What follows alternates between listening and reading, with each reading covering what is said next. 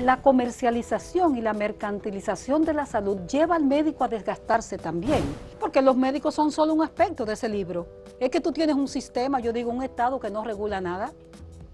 Antes de entrar aquí hablaba con el director de Acento sobre eso, en materia de las telecomunicaciones, donde no hay regulación. Un Estado que no cumple tampoco con su rol. Mercancías, ¿quiénes acceden a la mercancía? Los que tienen más dinero.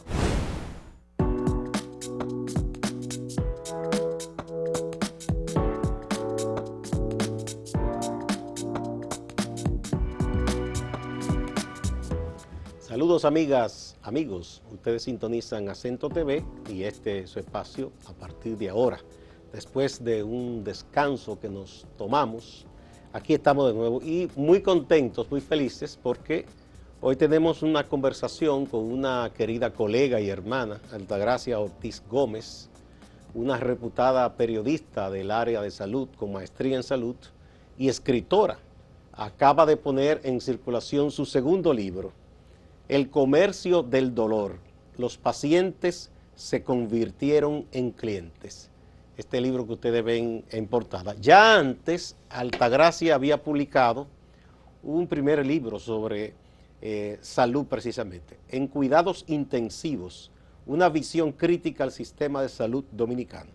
Fue el primero que se puso en circulación en el año 2015, ¿verdad? Acaba de parir otro, que no es fácil.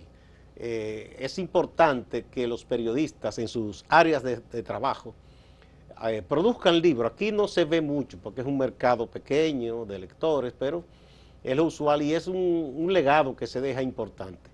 Bienvenida, querida hermana. Saludos, qué bueno estar aquí. Es como la tercera vez que estoy en este programa. Así es, así es. Qué bueno, de verdad, poder compartir contigo y sobre todo dar a conocer este hijo, porque un libro es un hijo. Sí, bueno, yo voy leyendo, estoy más o menos en la mitad, y me ha impresionado sobremanera el capítulo 9 que se llama El médico en el centro de la tormenta. Si tú me permites, voy a leer algunos párrafos. Claro.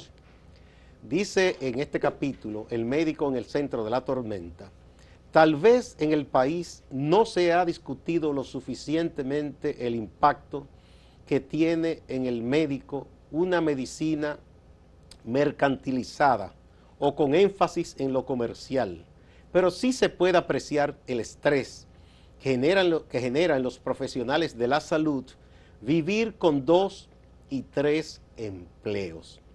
Corren de un lugar a otro, sus pacientes son vistos muy deprisa y aunque posean bienes materiales, sus vidas se convierten en un trajinar complicado. Aquí hay una cita de una paciente que dice: mi endocrinólogo olvidaba la historia de mi problema de tiroides cada vez que iba a la cita. Me hablaba como si fuera una paciente diferente. Era evidente que no escribía y tampoco recordaba mi diagnóstico.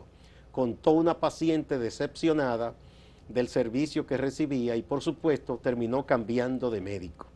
Y ahí describe uno de los dramas de los servidores de la salud, que no solo son los médicos. Las enfermeras, para sobrevivir, tienen que tener más de un empleo. Y eso también ocurre en otras áreas. Ya sabemos de los periodistas, que para poder tener cierto nivel de ingreso tienen que tener regularmente más de un empleo, sobre todo cuando se empieza. Lo único que en el caso de los médicos y las enfermeras, sobre todo los médicos, es muy delicado. Es delicado porque trabajan con la salud de la gente. Sí. Bien, con este introito doy paso a que tú me cuentes cómo surgió la idea de tu segundo libro, El comercio del dolor. El comercio del dolor nace justamente porque escuchando todas esas historias de dolor, de decepción, de un sistema colapsado, de un sistema entre comillas, porque hay que ver si esto es un sistema de salud, como lo había descrito antes en cuidados intensivos.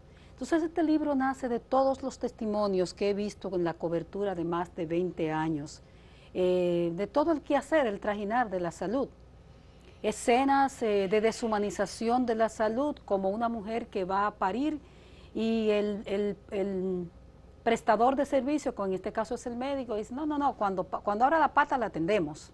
Esas son historias contadas por pacientes. Esos son maltratos. Eso es maltrato obstétrico.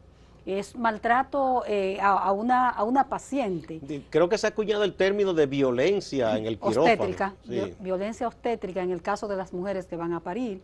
Pero está también el caso de esa paciente. Esa paciente es una periodista, del que acabas de leer, que tenía esa... Son historias vividas, que su médico decía, ok, te la estamos atendiendo, ¿usted qué es lo que le pasa? Pero sucede que ella era una paciente habitual. Porque la comercialización y la mercantilización de la salud lleva al médico a desgastarse también. Tú dirás, bueno, ¿será un asunto de buscar responsables de esto? ¿Quién es el responsable de que hayamos llegado a esto? ¿Es una sociedad de consumo que nos lleva a todo a querer tener más cosas? ¿O es que sencillamente estamos tan mal pagados por donde quiera que tenemos la necesidad de buscar 2 y 3 empleos? Ese es el tema del médico. El médico ha sido humanizado un poquito más. Digamos que los últimos gobiernos se han preocupado de mejorar un poquito más. De pagarles un poco más. Un poco más, pero alcanza ese poco más con un nivel de inflación como el que tenemos, alcanza. ¿O qué es lo que ha pasado? Y además para el nivel de exigencia de un médico, porque un médico tiene que andar primero bien vestido, limpio, tiene que tener un medio de transporte, porque imagínense una emergencia que no pueda... Así es. Está, por ejemplo, la gente hace mucho acopio cuando hay un paro médico, hay una huelga médica, el juramento hipocrático. Y hay médicos que te dicen, sí, pero el juramento hipocrático fue hecho en una época remota de la humanidad, donde no era necesario tener un carro, donde no era necesario ir bien vestido, porque el propio paciente, te lo dicen los médicos, si va mal vestido no creen en ti. Ah, no, pero ese médico con ese pantalón jean es el que me va a atender a mí, porque hay unos cánones, hay unos parámetros. Te juzgan también por la apariencia. Pero Gustavo, el comercio del dolor no se especifica solamente en el médico, eso es un aspecto, eso es un capítulo, que es el maltrato, que es la deshumanización. Hay un tema sistémico también. Bueno, si hablamos de la farmacia, si hablamos y yo digo, nunca 4 o 5 cadenas de farmacia. Perfecto. Nunca como la pandemia se hizo tanto comercio en la República Dominicana. Y recordemos las pruebas. Y en el mundo, las vacunas, Tú te refieres, por cierto, ahí al cómo las grandes corporaciones ganaron miles y miles de millones de euros y dólares. Así es. Se hizo un comercio inmenso en materia de salud con el dolor de la gente. Y se demostró el egoísmo de países que les encanta ponerles notas a los otros que se portan bien o mal, pero fueron tan egoístas como decir, no, mientras quede uno de los míos sin vacunar, yo no le vendo vacuna a nadie. Pese a que se había pagado, como nosotros que pagamos la vacuna. Un egoísmo denodado. Te voy a contar, por ejemplo, esto sin mencionar nombre. Una médica me dice en estos días, te voy a pasar un artículo para que eduquemos un poco, en mi rol de periodista, sobre el tema de la COVID, de los virus que están exacerbados en este momento, porque sucede que hay una cohorte de médicos que le gusta eso, y perdonen médicos, pero es así, me lo decía un especialista de ustedes, me lo decía, que le gusta mucho que se diga que estamos ante porque así tienen consulta en 5 y en 6 mil pesos. Gustavo, esto es muy duro, sí, y es muy triste, siempre se ha dicho que, no es simpático decirlo. Que tú manipular a la gente con el temor, ayuda. Tú haces con una persona miedosa, llena de pánico, lo que tú quieras. Eso se usa mucho en la política, en la medicina, en la economía, en todo. Así es.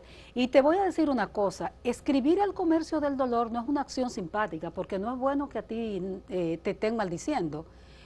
Aunque te quiero que sepas que el libro ha tenido una acogida alta en la población médica, porque sencillamente es porque los médicos son solo un aspecto de ese libro. Es que tú tienes un sistema, yo digo un Estado que no regula nada. Antes de entrar aquí hablaba con el director de Acento sobre eso, en materia de las telecomunicaciones, donde no hay regulación. Un Estado que no cumple tampoco con su rol. Un colegio médico que se tiene que lanzar a las calles, pero también el colegio médico es tan inocente. Son tan inocentes los médicos. Aquí hay un negocio o redondo. Las clínicas, porque la atención primaria, vaya, es un tema también. Es todo. Entonces es como, yo digo, atrapado, hay un capítulo que habla atrapado entre intereses. El paciente, que el neoliberalismo lo convirtió en un cliente. ¿Qué planteó el neoliberalismo en América Latina, por ejemplo? No, no se puede hablar de paciente porque el paciente es un pobre paciente que tiene que ir a un centro a esperar. Hay que hablar de cliente porque el cliente es esa persona que tiene derecho y nos introdujeron el término cliente cuando el paciente se convierte en un cliente al servicio del que tenga más dinero para Y pagar. no solo fue aquí, me contaba un pariente médico italiano que lo que pasó en Italia fue terrible porque hubo hasta países de los de primer mundo que cayeron en ese gancho. En esa trampa. Otros, como Francia o Gran Bretaña, se negaron a eso. O el mismo Canadá. Y el mismo Canadá. Dijeron, no, se mantiene nuestro sistema de salud amparado por los recursos que paga la gente y el Estado administra. Así Vamos es. a una pequeña pausa y volvemos.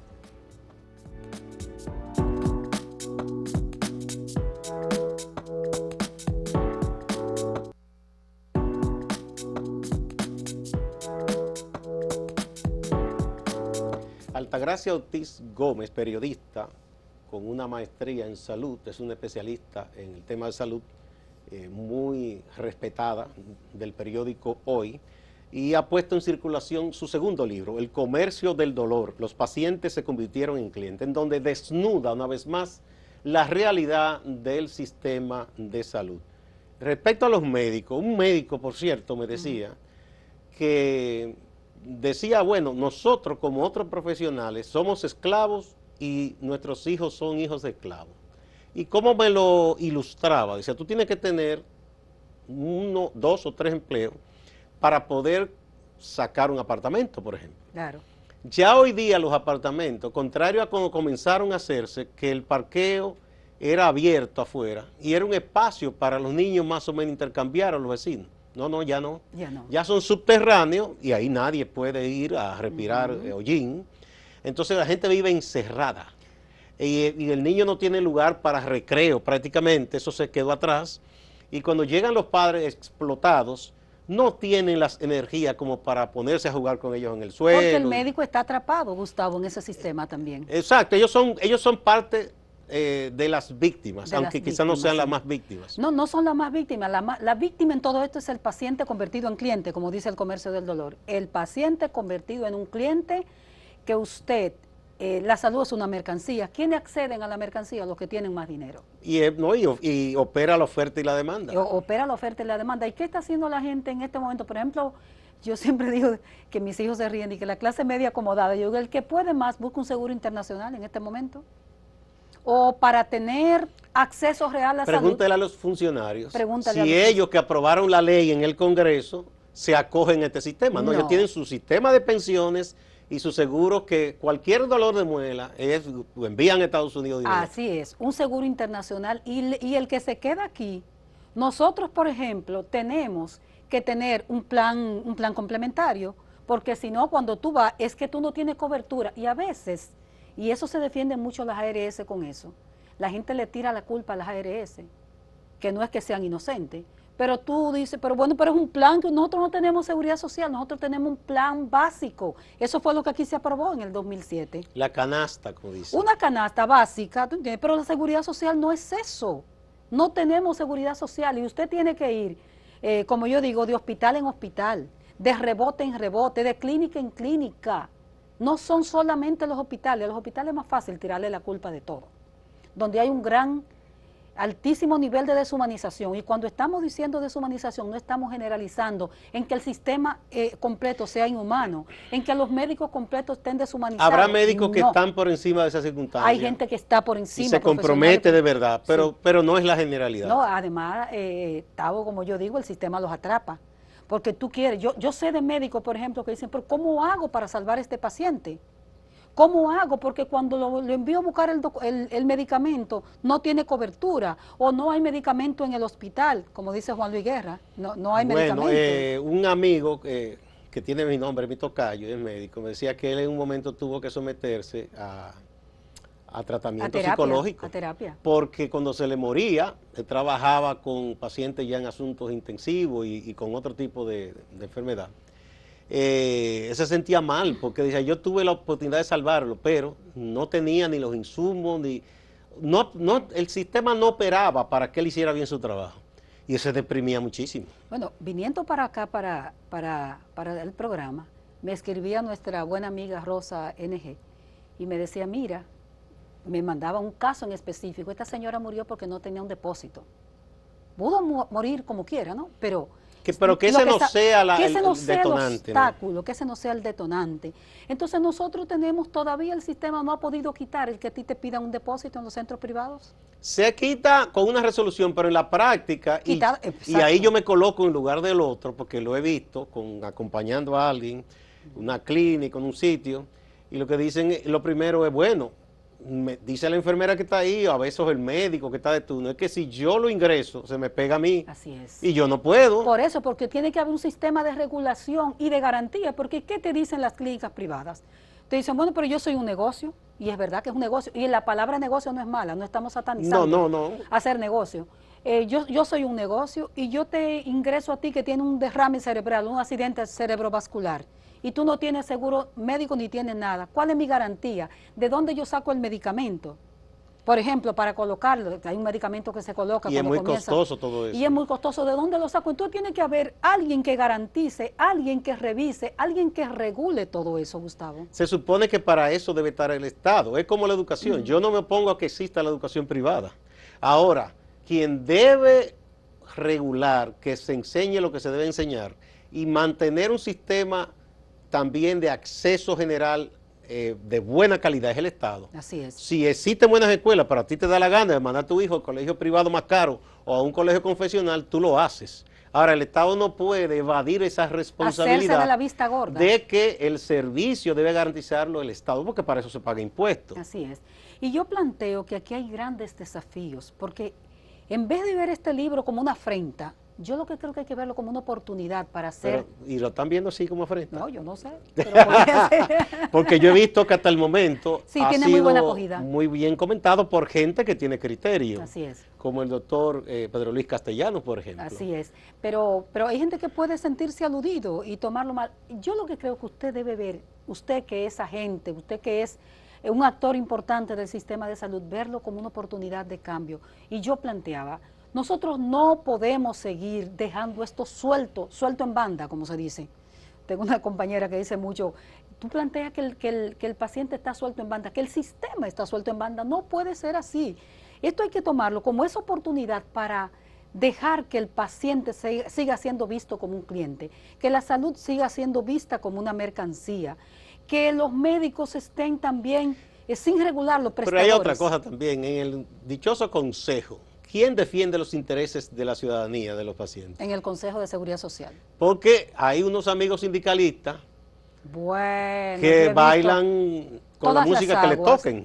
Y ahora lo mismo con el conflicto que hay con una empresa exportadora norteamericana. La verdad que yo no lo podía creer. No, entonces, tú dices, óyeme, o sea... No me defienda así, compadre. Sí, se supone que la parte obrera puede almorzar un día con la patronal para hablar. Para ponerse de acuerdo. Pero no para celebrarle los chistes, ¿verdad? No, pero eso no tiene a los madre. patronos. Lo vi. Entonces, en ese consejo hay un dichoso derecho a veto, que siempre se usa, pero rara vez yo recuerdo se ha usado para defender a los pacientes. No sea. Y tenemos una institución que se llama DADIDA, que yo nunca he entendido que es la defensoría de los afiliados del sistema de seguridad social. Pero ¿qué te decía, por ejemplo, cuando estuvo Nelsida Marmolejo ahí? Es que no tenemos dinero. Nosotros no tenemos dinero ni siquiera para pagar una campaña publicitaria informando a la gente. Gustavo, ¿no hay una ley más desconocida que la Ley General de Salud o la Ley de Seguridad Social? Dice que deben un porcentaje de las ARS, debe dedicarla a orientar y a informar sobre la salud preventiva. Pero no hay una ley que se desconozca más que esta. ¿Cuándo la gente porque tú sabes lo que pasa con la salud? La gente se interesa en un tema de salud cuando se enferma. Cuando tiene el problema. Pero mientras tanto aquí nadie se lee nada. Aquí nadie le importa nada. Bueno, si tú coges, por ejemplo, uno de los testimonios del comercio del dolor y la gente dice, sí, lo he visto. Eso que está ahí, hay cantidad de personas que me lo están pasando por escrito. Me dicen, mira, eso me ocurrió a mí. Por eso. Pero como no me importa porque no soy yo. Entonces el Estado no puede permitir eso. porque al final, si yo tengo una empresa privada, yo lo que quiero es ganar Bueno, dinero. el ser humano individual, si es egoísta, allá él con su egoísmo, pero el Estado no puede ser.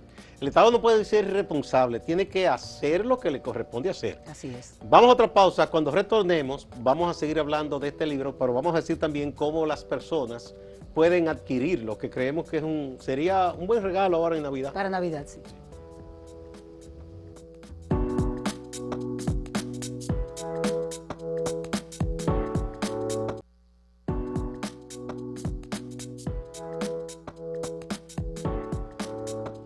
El comercio del dolor, los pacientes se convirtieron en clientes. El más reciente libro de la periodista y escritora Altagracia Ortiz Gómez, especialista en salud. Ya tú tienes unos añitos cubriendo salud, ¿verdad? Sí, sobrepasan los 20. Y por poco se pierde del sistema de salud una periodista como tú, porque yo te enganché en una cosa de política. Sí, comencé en el Hoy cuando Gustavo Olivo era editor de política, pero fue una experiencia buena, Sí. porque uno conoce al monstruo por dentro también. Exactamente. Fue Bueno, una buena experiencia. entonces ya tú tienes más de 25 años, más de 25 ya cubriendo salud, ¿verdad? 22 años. No, en salud. Sí, porque en salud sí, solamente. muy bien, sí, en salud. Como Bien. 27 de ejercicio. Vamos a decir, esto fue puesto en circulación el 30 pasado pasado. día 30 de noviembre, y fue una actividad muy concurrida, Muy ágape, con muy buena. actores del sistema, por cierto. Pero ¿dónde podemos comprar este libro? El libro está en la principal librería del país que tenemos, Que que está es en Cuesta. Cuesta. Yo lo tengo disponible también de manera personal. Mejor que te lo compren a ti, mejor. Exactamente. Sí, porque a los escritores les va mejor Sí, cuando con la venta directa. la venta del libro, directa, sí. ¿verdad? Porque, señora, hacer un libro en este país es una hazaña. No, eso es una hazaña. Eso es costoso, eso lleva mucho esfuerzo, eso desgasta. Desgasta Entonces mucho. hay que tratar de apoyar a los autores. Porque Gustavo, tú no vives de un libro, tú vives de tu trabajo. En mi Ujú. caso de periodista. Apenas, bueno, lo que se hace es que se recupera la inversión. Sí, cuesta y hacer un libro, cuesta. a nivel cuesta mucho, es un económico. aliento para continuar escribiendo y es importante, yo digo siempre, que los periodistas y las periodistas escriban para que dejen ese legado de su experiencia, porque no todos escriben las noticias. No. Y hay vivencias que son muy valiosas. Además, tú tienes un género que agota en términos periodísticos, en un medio, por ejemplo, en un periódico como el que yo estoy, pero el libro te permite otras cosas. Y eso es un legado, pero es también una motivación para periodistas jóvenes, para que vayan un poquito más allá, Sí. para que profundicen un poquito más. Entonces el libro también está, voy a dar mi teléfono porque ahí me lo pueden Claro pedir. que sí. En el 809-222-4926, ahí está mi número de WhatsApp, ustedes me lo piden y yo se lo Repítalo envío. para confirmación, como decía el personaje. 809-222-4926, me lo piden por ahí, yo se lo envío. Además, se lo voy a Altagracia llevar. está en el periódico Hoy. Estoy en el periódico Hoy también. El correo lo puedes dar también. altaortiz@hotmail.com. Y está en la librería Cuesta, tanto aquí en Santo Domingo como en Santiago. En Santiago. Va a ser puesto en circulación próximamente en Santiago este libro. Ah, también. muy bien, ya. Atención a los amigos de Santiago. Atención, Esteban Rosario. Tiene que apoyarme a Altagracia con él. Gracias, Tavo. Bueno, y a Máximo Laureano. Bien, continuemos entonces. Sobre este tema, parecería que fue coyuntural el hecho que apareciera ahora, pero no, me consta que tú tienes como 2 años más trabajando en Bueno, este desde libro. antes del 20. El 20 Estabas. era que se iba a poner en circulación, ahora el 20 le dio La un viraje. pandemia todo lo trastornó. Lo trastornó todo y le dio un viraje al libro, porque si había comercio del dolor, yo vi que eso se incrementó, se elevó a la enésima potencia con la pandemia. No, del eso, COVID-19. como se decía, sacó lo peor de la gente, Sí, porque la gente se ciertamente. tornó egoísta, despiadada. Y hay que decir que el prólogo es del reputado cardiólogo Sí, César Herrera Hochi, ¿verdad? Que también hace sus aportes un poco. y es un escritor fino. También además. poeta y Poeta y ensayista, o sea escritor, que no sí. solo es médico. Y la contraportada me interesa también porque es del doctor Sergio Sarita Valdés. La contraportada del libro, que ustedes saben que es un hombre de ciencia, curtido en la ciencia, un hombre que ha hecho sus aportes importantes y fue para mí... La tapa, es de Sí, aquí atrás, sí, contraportada de este lado. Sí, la tapa. La perdón. tapa del La tapa doctor del- Sergio Sarita Valdés. Así es. Y fue también importante para mí eso. También la calidad de las personas que están buscando libros, porque tú sabes que mucha gente para salir del paso te busca un libro. No, es la receptividad que he encontrado. La gente que lo lee y te dice sí, y hay que seguir empujando, porque ¿qué es lo que busca al fin el libro? A mí me interesa no es que el libro me lo compren y lo guarden. Me interesa que el libro se compre, pero que el libro se lea, que circule y que lleve a ser, Ojalá, a mira, empujar, que Gustavo. algunos profesores en escuelas de medicina y hasta de sociología, digo yo, y de política, recomienden este libro a sus estudiantes, porque es importante que el En futuro las 11 escuelas de profesional, medicina que tiene el país. que el futuro profesional sepa a lo que va, sepa en qué ambiente va a ejercer y sepa qué es lo más importante. Yo planteo, Gustavo, que en las escuelas de medicina dicen que el médico hay que rescatarlo desde que sale de la escuela de medicina, porque van con una visión, van a curar, y eso no es salud, eso es un componente de la salud, la curación. ¿Qué es la salud en sentido general? Ese llamado bienestar físico, emocional, espiritual, medioambiental, que la OMS lo ha ampliado inclusive. Es pre-enfermedad. Exacto, es biopsicosocial todo, Sí, ¿no? es un ambiente sano, es un mantenerse sano, esa ausencia de dolor, Esa de ausencia enfermedad. de dolor y de enfermedad. Entonces el médico te lo forman mucho para curar enfermedades. Entonces por eso es importante, y no solamente ese libro, es todo, es que el Estado intervenga desde las escuelas de Ahora bien, medicina. decía que parecería coyuntural porque ahora hay Sí, una lucha de sectores diversos, está el colegio médico, está